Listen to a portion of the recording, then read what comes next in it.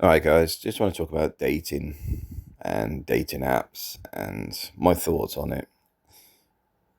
I've got to admit, I do find women have changed a lot. Women, WIMMIN.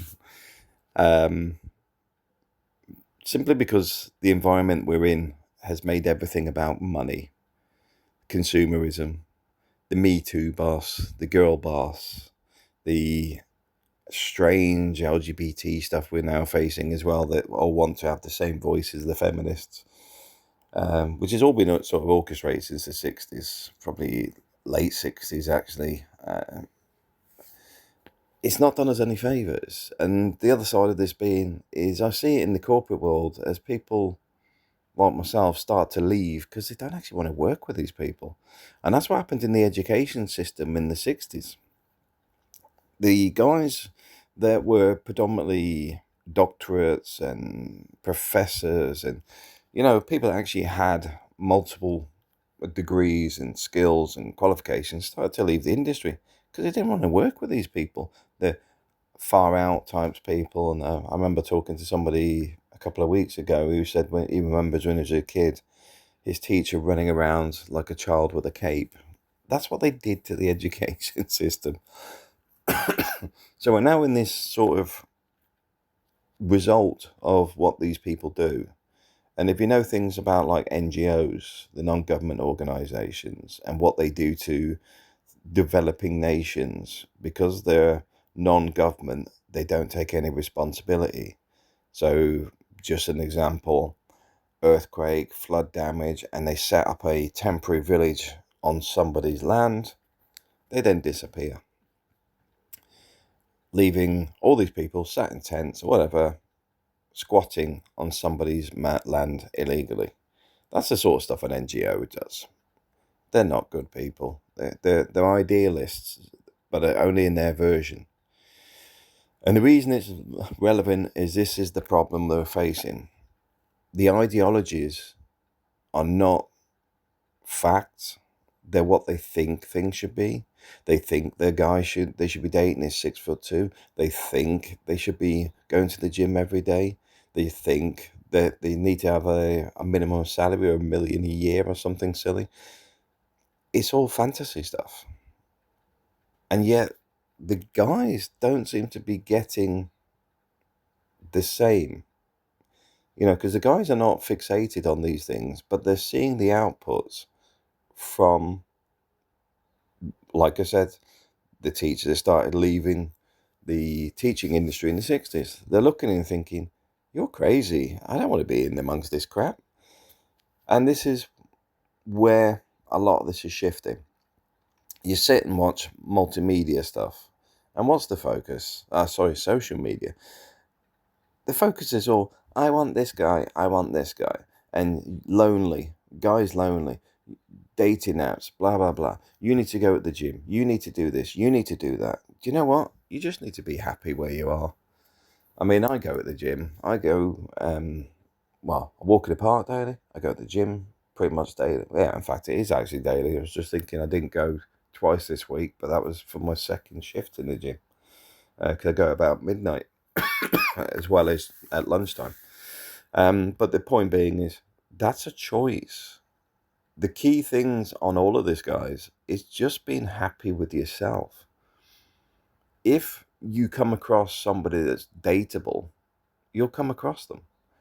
But part of this is also the shift in technology. Even eating out.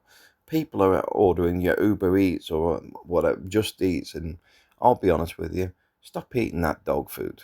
Well, in fact, I wouldn't give the dog most of it. It's not healthy. It's not good. Take a cookery class. Cook yourself. Cooking is also therapeutic. It's good for the mind.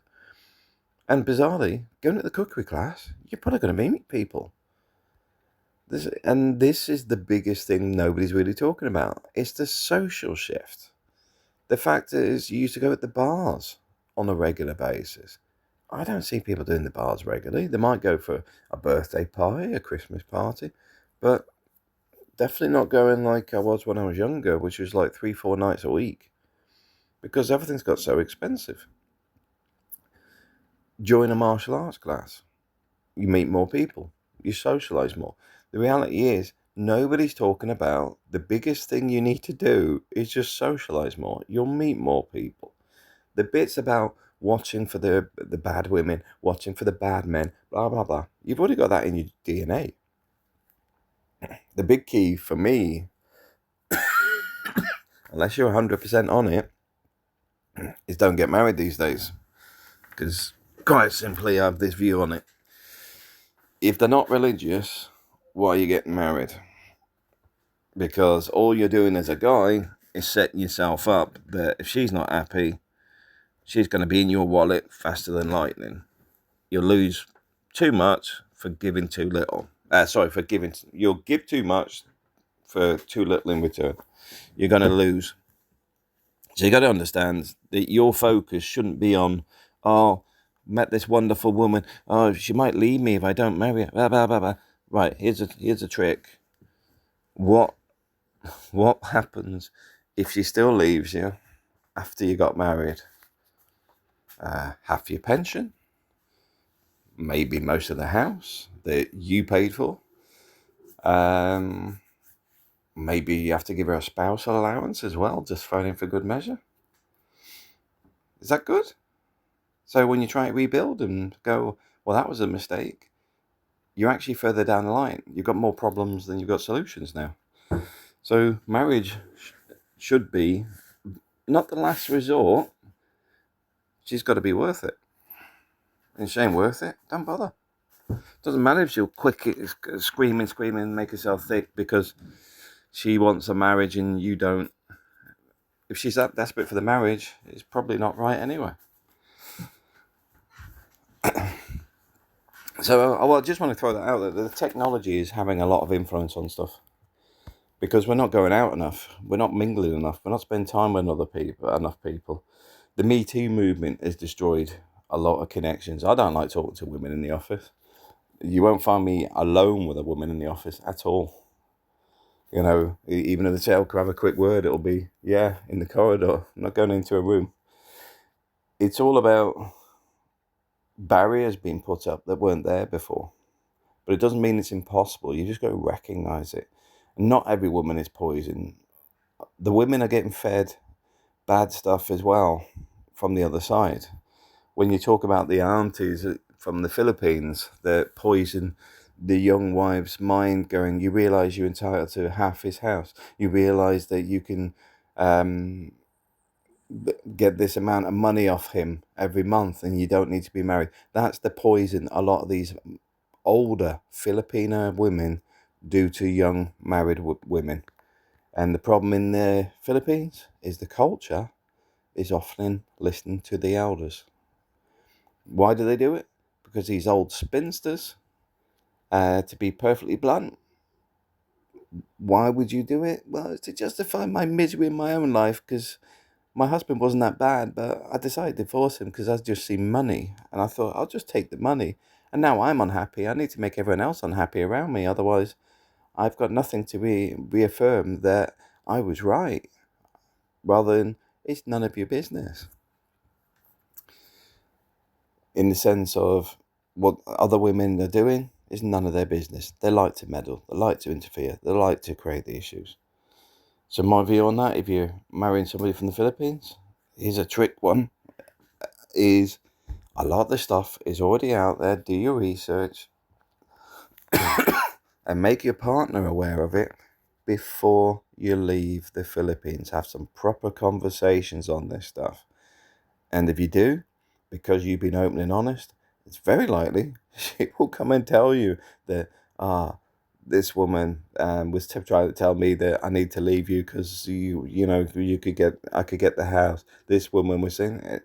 And once they see it, because they've already got a voice, because what you're trying to do in that situation, you need to be the authority on this. You're the voice saying, you will see these people. These people are miserable because they left their husbands and they need to look at like they're doing well. And the only way to do that is to reaffirm that what they did was right. And that's by bringing you into the fold as another miserable old spinster. It's as simple as that. It won't save all marriages, I'll tell you that now. But the ones that get poisoned by the aunties, that's the prime example of one of the causes of it. And and I do get culturally why a lot of people marry in the Philippines. I married my wife. Why? Because she is actually a Christian. Her parents are proper Christians. They were in the Couples for Christ and all that type of stuff. So they were heavily involved in it. So I accepted that, even though it's not my religion, because I don't have one. I respected theirs, and that contract I signed was based on the loyalty of my wife through the religion, and my contract was through my respect of if I sign something, my word is my bond. And we're 20 years in. So before somebody shouts, it will never work, it's like, I've already done 20 years. And we've been through some hard times as well as good times. So it's not a case of she jumped at the first exit. It was a case of we work through everything. We understand each other. We communicate a lot. We make it work. And that's the point. The point is, a lot of the stuff that you're saying out there is all media. It's consumerism. It's on the surface. Buy my book. Pay for Tinder. Do this. The apps that just keep churning. The apps that you never seem to get any swipes but pay monthly subscriptions. They're designed that way. If they were working well, they wouldn't make any money, because you'd probably be on there a month and found about 10 matches. They don't want you meeting your ideal match. Why would they want to do that? Do you think that's a good idea as a business model? You're not a repeat customer. You're actually heavily satisfied and only paid $15? Absolutely not. I wouldn't waste your time on the apps. What you need to do is just go out more. You'll meet more people. And the other thing is, it's not a race. It's not a rush. There's no commitment here. You just go out, enjoy it. I mean, for me, one of the things I'm starting to look at more is where the gig events are. Because I like music. So I go and meet people for music. Not in a dating sense, because like I said, I'm married. It's more to do with I like music. So so it's more about just meeting people generally.